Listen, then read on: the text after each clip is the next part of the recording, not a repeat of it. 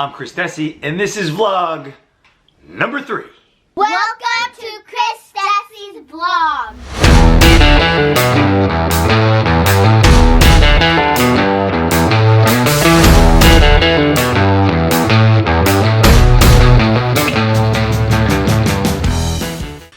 So this week was fun. We went to the Yankee game on Friday. Let's go Yankees!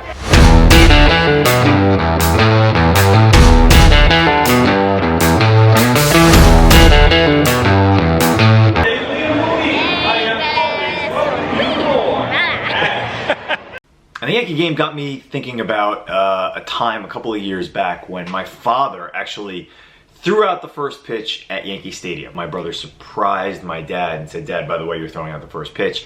My dad was like, "What? Are you nuts?" We got down onto the field. We're going through like the bowels of the stadium. We saw Joe Torre walking towards us, and my brother was like, "Hey Joe, how are you?" He said hi. It was crazy. Get on the field. Reggie Jackson came over and said hi to my father. Coach Joe Girardi came over and handed a check to the ALS Association. We were like starstruck. And then all of a sudden, Derek Jeter came out of the dugout and approached the family. We were all like giddy. And my dad at that time was just newly in a wheelchair. And there's Derek Jeter strapping professional athlete with his hands on his hips, and we're all kind of looking at him awestruck. And my dad, not missing a beat, not being starstruck or in awe at all, pokes Derek Jeter in the hip and says, "You know, in 1979, I saw Carl Yastrzemski hit his 3,000th hit. If you hit your 3,000th today, that'll be 2 big league ball players I've witnessed in my lifetime to hit 3,000 hits." And then there's a pause, and my brother goes, "No pressure." And then everybody erupts in laughter. It was a really special day for our family. It became even more special after my father passed away from ALS, Lou Gehrig's disease. But it got me thinking about my dad. It got me thinking about that period in my life.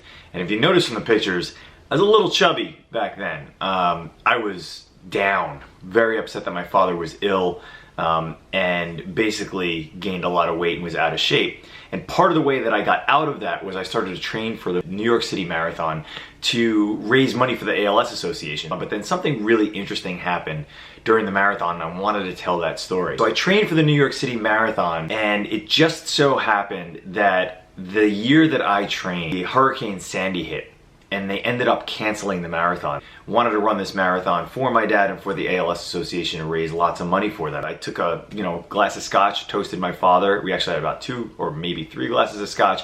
I ate a full slip of cookies that night and went to bed. And I was like, "I'm sorry, Dad, can't run the marathon."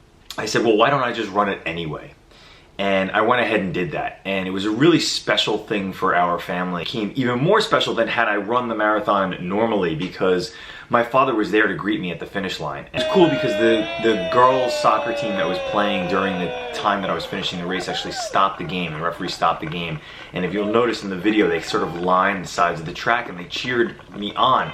And it was a really emotional, impactful moment for our entire family, because my dad was able to be there, and I kind of fell into his arms and started crying, and he was crying, and it was just a really beautiful moment. But I wanted to just communicate that and share that story with you guys, because I think the lesson that I learned from that experience of running the marathon on my father's behalf was to never ask for permission.